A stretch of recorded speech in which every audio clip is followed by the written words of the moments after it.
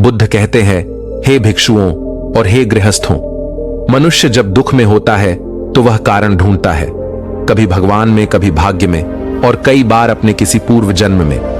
पर मैं कहता हूं, यदि तुम्हें अपने पूर्व जन्म की स्मृति पता नहीं तो तुम यह कैसे मान सकते हो कि तुम केवल पाप के कारण दुख में हो? यह विश्वास नहीं, यह आलस्य का आवरण है। जो मनुष्य अपने दुख का कारण अतीत में ढूंढता है वह वर्तमान के अवसर को खो देता है। आज मैं तुम्हें एक युवक की कहानी सुनाता हूं जो अपने ही भ्रम और आलस्य के कारण बर्बादी के कगार पर आ गया, लेकिन उसने जब अपने कर्मों को समझा तो उसने जीवन की दिशा ही बदल दी। एक नगर में एक धनी सेठ रहता था। उसका एक पुत्र था। उस पुत्र के अलावा उसका कोई नहीं था। इकलौती संतान होने के कारण पिता ने अपने पुत्र को बहुत लाड प्यार में रखा, जिस कारण से पुत्र पूरी तरह से पिता पर ही निर्भर हो गया। स्वयं से उसने कुछ सीखा ही नहीं। पिता को भी यह नहीं पता था कि एक दिन सभी की तरह वह भी मृत्यु को प्राप्त हो जाएंगे, और एक दिन ऐसा ही हुआ। पिता बुरी तरह बीमार हो गए। जब पिता को लगा कि वह मृत्यु को प्राप्त होने वाले हैं तो उन्होंने पुत्र को बुलाया और उससे कहा, बेटा, मैं सोचता था कि अभी मैं बहुत जीऊंगा, लेकिन मुझे नहीं पता था कि मेरी मृत्यु का समय इतनी जल्दी आ जाएगा। मैं तुम्हारे लिए बहुत चिंतित हूं। तुमने कुछ ज्यादा सीखा नहीं है, इसलिए मेरी एक बात ध्यान रखना, अपनी समझ से कार्य करना, दूसरों पर निर्भर मत रहना। दूसरों की हर बात मानना जरूरी नहीं है। अगर तुम्हें कोई बात गलत लगती है तो उसे अस्वीकार कर देना। यह कहकर वह पिता मृत्यु को प्राप्त हो गए। उसने अपने पिता के सभी व्यापार को संभाल लिया, लेकिन धीरे धीरे उसे व्यापार में नुकसान होने लगा। उसे समझ नहीं आ रहा था इसका कारण क्या है। एक साल के अंदर ही वह कर्जे में डूब गया। जब हर तरफ से वह निराश हो गया, तब उसने अपनी समस्या का समाधान निकालने के लिए ज्ञानियों द्वारा बताए गए सभी उपाय किए। उसने यज्ञ हवन किया, मंदिर में दान दक्षिणा दी, लोगों को दान दिया, और जो उपाय बताए गए थे सभी रीति रिवाज से उसने पूरे किए। और जब वह ऐसा कर रहा था तभी उसी माह में उसे कुछ लाभ हुआ, और उसे लगने लगा कि उसके यह सब करने से ही उसे लाभ हो रहा है। तब उसने लगातार यही यज्ञ हवन आदि किए। अब उसका सारा दिन इन्हीं कार्यों में जाता, और अब उसका व्यापार बुरी तरह से बर्बाद हो गया था। कुछ ही महीनों में उसकी सारी संपत्ति नीलाम हो गई। कुल मिलाकर उसके पास थोड़ा बहुत ही धन बचा था।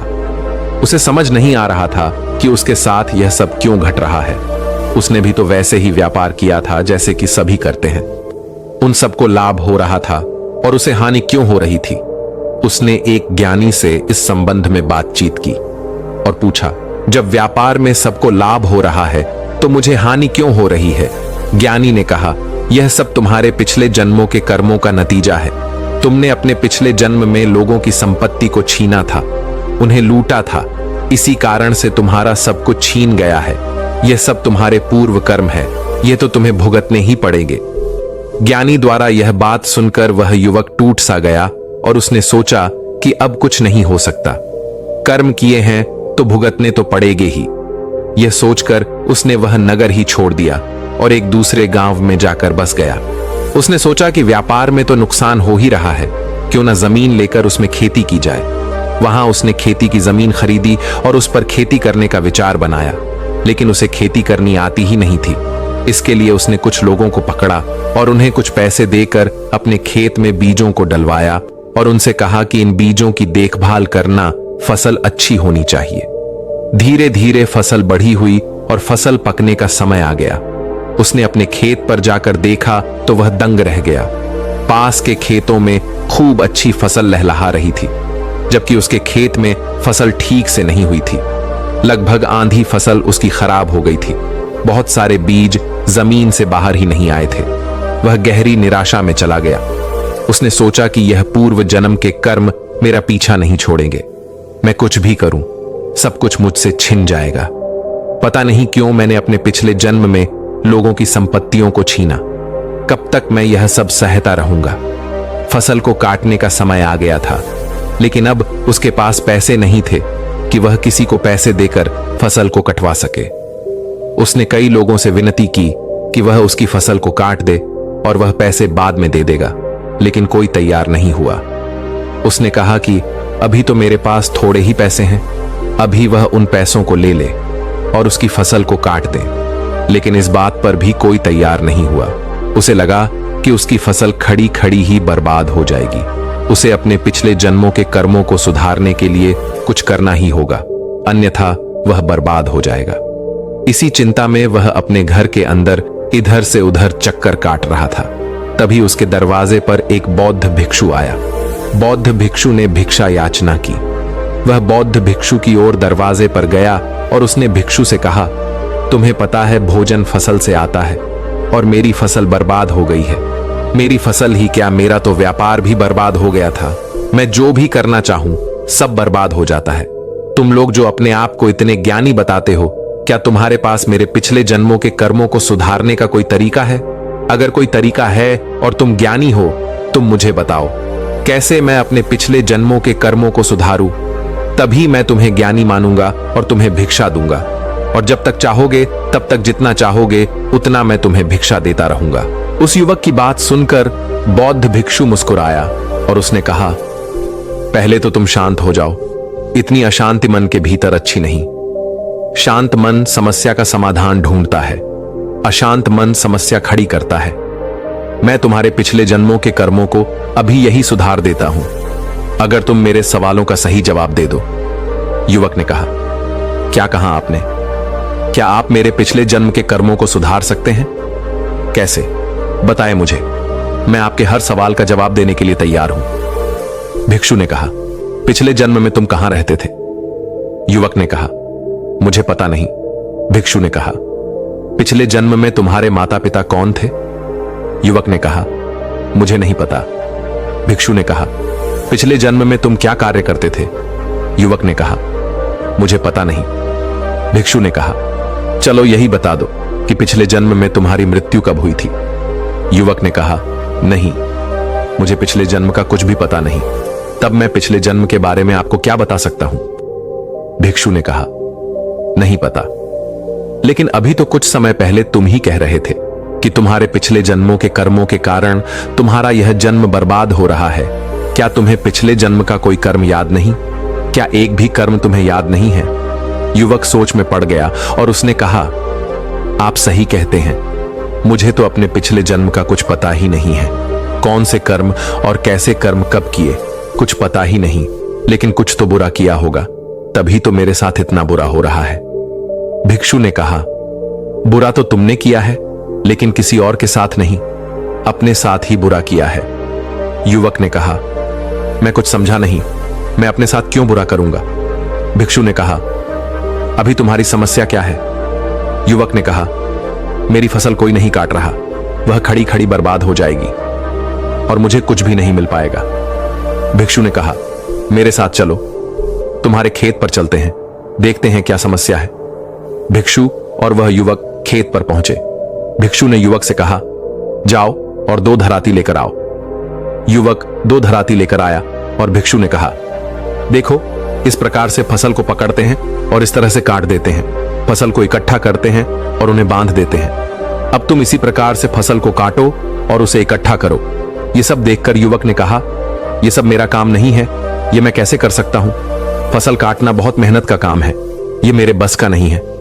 भिक्षु ने कहा, यह फसल तुम्हारी समस्या नहीं है, समस्या यह है कि तुम आलसी हो, तुम परिश्रम करने से डरते हो, तुम चाहते हो सब अपने आप हो जाए, तुम कर्महीन हो और एक आलसी व्यक्ति के पास धन, संपदा, घर, व्यापार, मान, सम्मान कुछ नहीं रहता, सब छिन जाता है। क्या तुमसे यह सब छिन नहीं गया? और तुम चिंता मत करो, अगर तुम इसी प्रकार आलसी रहोगे तो यह फसल ही क्या, यह खेत, तुम्हारा घर और जो कुछ भी थोड़ा बहुत तुम्हारे पास बचा है सब छिन जाएगा और अंत में तुम भोजन के लिए भी दूसरों पर आश्रित हो जाओगे। तुम कहते हो तुम्हारे पूर्व जन्म के कर्म बुरे हैं, जिनका तुम्हें ज्ञान भी नहीं। तुम्हारे इसी जन्म के कर्म बुरे हैं, आलस्य भी एक कर्म है। जब तक तुम इस बुरे कर्म को करते रहोगे तुम ऐसे ही पतन की ओर बढ़ते रहोगे। युवक ने कहा, मैं आलसी नहीं हूं, आप गलत बोल रहे हैं।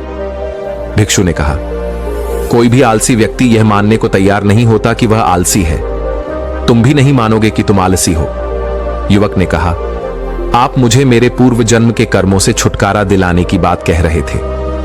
यह आलस्य की बात बीच में कहां से आ गई? भिक्षु ने कहा, ठीक है, मैं तुम्हें तुम्हारे पूर्व जन्मों के कर्मों से छुटकारा दिला सकता हूं, लेकिन इसके लिए तुम्हें कार्य करना होगा, और अगर यह कार्य तुमने ठीक ठीक कर लिया तो मैं तुम्हें तुम्हारे पूर्व जन्म के कर्म से मुक्त कर दूंगा।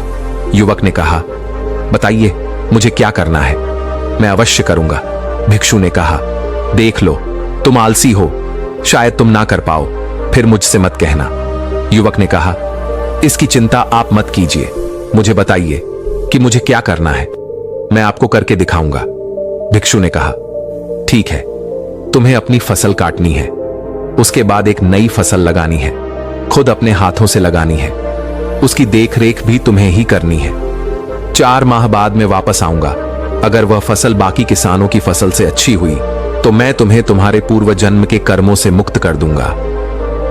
यह कहकर वह भिक्षु वहां से चले गए। युवक को आलस्य वाली बात चुभ गई थी। उसने 3 दिन में अपनी पूरी फसल काट दी। उसने नहीं देखा कि कोई उसे क्या कहेगा, वह बस अपने काम में लगा रहा। उसने एक नई फसल लगाई, उसे फसल लगानी नहीं आती थी। तब उसने दूसरे किसानों से इस बारे में सहायता ली और जाना कि फसल को कैसे लगाया जाता है, और उसने अपनी फसल की पूरी देखभाल की। जब फसल तैयार हो गई तब उसे अपनी आंखों पर विश्वास नहीं हुआ। उसकी फसल उस गांव में सबसे अच्छी हुई थी। 4 माह बाद भिक्षु वापस उस युवक के पास आए। भिक्षु को देखते ही वह युवक भिक्षु के चरणों में गिर गया और कहा, आप सही कहते थे, मैं आलसी ही था, मैं हमेशा दूसरों पर निर्भर रहता था। मैं चाहता था कि मेरे काम अपने आप ही होते रहे। मैं एक छोटा सा निर्णय लेने लायक भी नहीं था, मेरे निर्णय भी दूसरे ही लेते थे। मैं सोचता था कि लोग क्या कहेंगे अगर मैं छोटा मोटा काम करूंगा तो, लेकिन अब मैं आलसी नहीं हूं। आप देखो, मेरी फसल, मेरी मेहनत को देखो। मेरी फसल इस गांव में सबसे अच्छी हुई है और यह पूरी मेरी ही मेहनत है। भिक्षु ने कहा, तो क्या अब मैं तुम्हें तुम्हारे पूर्व जन्म के कर्मों से मुक्त कर दूं? युवक ने कहा, मुझे अपना पूर्व जन्म पता नहीं था या नहीं जानता, उसके कर्म को नहीं जानता। पहले तो मैं अपने इसी जन्म के कर्मों को भी नहीं जान पा रहा था, लेकिन आपकी वजह से मैं अपने कर्मों को देख पाया। पहले मेरे इसी जन्म के कर्म खराब थे तो उनका फल भी खराब था। मैं आलसी था, कर्महीन था, और जैसा आपने कहा था, आलसी व्यक्ति के पास कुछ नहीं रुकता। मेरे पास भी कुछ नहीं रुक रहा था, लेकिन अब मैंने अपने कर्म को सुधार लिया है। अब मैं आलसी नहीं हूं। अब मैं मेहनत करता हूं, दूसरों से मेहनत करवाता हूं और उनके साथ मिलकर मेहनत से कार्य करता हूं। कोई क्या कहेगा अब मैं नहीं देखता, इसलिए इसका फल भी मुझे अच्छा ही मिल रहा है। मैं आपका धन्यवाद देना चाहता हूं, कृपया से स्वीकार करें। भिक्षु ने कहा, मुझे खुशी है तुमने अपने आलस्य को स्वीकार किया, क्योंकि जो अपनी गलतियों को स्वीकार कर सकता है वहीं उन गलतियों को सुधार भी सकता है। मुझे खुशी है कि तुम पूर्व जन्म के कर्मों के फल के खेल से बाहर निकल सके। जाओ और मेहनत करो, तुम जो चाहोगे वहीं पाओगे। बुद्ध कहते हैं, मनुष्य अपने कर्मों से बनता है। जिस तरह बीज बोया जाता है वैसा ही फल आता है। परंतु दुख तब जन्म लेता है जब मनुष्य अपने वर्तमान दुख का कारण अतीत के अंधेरे में ढूंढता है और वर्तमान को आलस्य और बहानों की भेंट चढ़ा देता है। एक बीमार किसान यदि कहे कि मेरी फसल इसीलिए नहीं उगी क्योंकि पूर्व जन्म में मैंने पाप किया, और वह खेत में काम करना ही छोड़ दे, तो क्या वह कभी अन्न पा सकेगा? नहीं, क्योंकि पाप, पुण्य, भाग्य, इन सब की जड़ वर्तमान कर्म में है। जो जागकर अपने कर्मों को देखता है वही अपने भविष्य को बदल सकता है। आलस्य सबसे बड़ा शत्रु है। वह चुपचाप तुम्हारा आत्मविश्वास छीनता है, तुम्हें दूसरों पर निर्भर बना देता है और अंत में तुम्हें यह विश्वास दिला देता है कि मेरे साथ जो हो रहा है वह बदल नहीं सकता। यही भ्रम है, यही अज्ञान है। बुद्ध कहते हैं, हे भिक्षुओं, हे गृहस्थों, याद रखो, आत्मबल से बड़ा कोई बल नहीं। जो मनुष्य स्वयं उठकर चलना शुरू करता है, जो अपने पसीने से मिट्टी को सोना बना देता है, वही अपने जीवन का भाग्य विधाता बनता है। अपने दोषों को स्वीकार करना, अपने कर्मों को सुधारना और परिश्रम करना, यही सच्चा प्रायश्चित है। पिछले जन्म के कर्मों की चिंता मत करो, इस जन्म को उज्जवल बनाओ। क्योंकि यही क्षण, यही समय, यही जीवन तुम्हारा सबसे बड़ा अवसर है। बुद्ध कहते हैं, हे भिक्षुओं, मनुष्य दुख में तब डूबता है जब वह कर्म करना छोड़ देता है और दोष दूसरों या अपने अतीत पर डाल देता है। लोग कहते हैं, मेरे पूर्व जन्म के पाप हैं, इसीलिए मैं कष्ट भोग रहा हूं। पर मैं कहता हूं, जब तुम्हें अपने ही पूर्व जन्म की स्मृति पता नहीं, तो कैसे जान सकते हो कि तुमने पाप ही किए थे? यह मात्र भ्रम है, और यह भ्रम ही तुम्हारा सबसे बड़ा बंधन है। जो अपने भाग्य को अज्ञात अतीत के भरोसे छोड़ देता है, वह वर्तमान की शक्ति खो बैठता है। सच्चा ज्ञानी वह है जो वर्तमान को अपना धर्म समझकर जीता है। वह श्रम करता है, वह उठता है, गिरता है, फिर से उठता है और चलते रहने का साहस करता है। आलस्य सबसे सूक्ष्म रोग है। यह शरीर को नहीं, आत्मा को दुर्बल बनाता है। जो कहता है यह मेरा काम नहीं है, वह धीरे धीरे सब कुछ खो देता है, धन, सम्मान, शक्ति और अंत में अपना अस्तित्व भी। मैंने कभी नहीं कहा कि पूर्व जन्म के कर्म नहीं होते, पर मैंने यह भी नहीं कहा कि वे तुम्हारे वर्तमान कर्म से बड़े हैं। जो मनुष्य इस क्षण जाग जाए, अपने कर्म को पहचान ले और आलस्य को त्याग कर श्रम में लग जाए, वही अपने सारे बंधनों को तोड़ सकता है। बुरे कर्म से बुरा फल आता है, चाहे वह इस जन्म में हो या अगले में, पर जो अभी सुधर जाए उसका कल सुधरता ही है। इसलिए उठो, जागो और स्वयं को पहचानो। तुम्हारे भीतर जो तेज है वह किसी जन्म का गुलाम नहीं है, वह कर्म से चमकता है और कर्म तुम्हारे हाथ में है। अभी इसी क्षण यही ध्यान है, यही मुक्ति है, यही धर्म है। बाहर मत ढूंढो, अंदर झांको और काम में लग जाओ, बिना किसी अपेक्षा, बिना किसी आलस्य। बुद्ध कहते हैं, हे भिक्षुओं, इसीलिए मैं कहता हूं, अतीत की चिंता मत करो, भविष्य की कल्पना मत करो, वर्तमान में जागो, कर्म करो। आलस्य भी एक पाप है और उससे छुटकारा मेहनत से ही मिलता है। जो पुरुष स्वयं उठकर श्रम करता है, वही अपने भाग्य को बदलता है।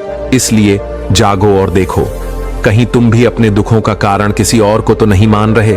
कहीं तुम भी आत्मा के रोग, आलस्य, टाल मटोल और निर्भरता में तो नहीं फंसे? यदि हां तो उठो, क्योंकि अभी भी समय है। यह जीवन ही तुम्हारा सबसे बड़ा अवसर है। बुद्ध कहते हैं, हे भिक्षुओं, संसार में सबसे बड़ा अज्ञान क्या है जानते हो?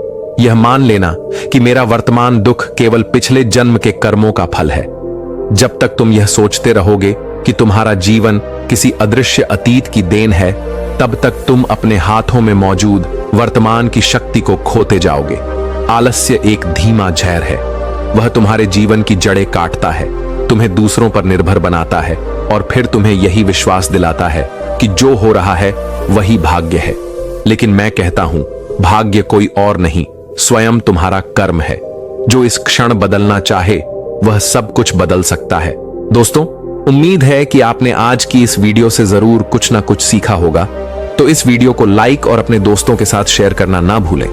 हमें ऐसे ही सपोर्ट करने के लिए चैनल को सब्सक्राइब और घंटी बटन को जरूर दबा दें। तो चलिए मिलते हैं एक और वीडियो में, तब तक के लिए अपना ख्याल रखें।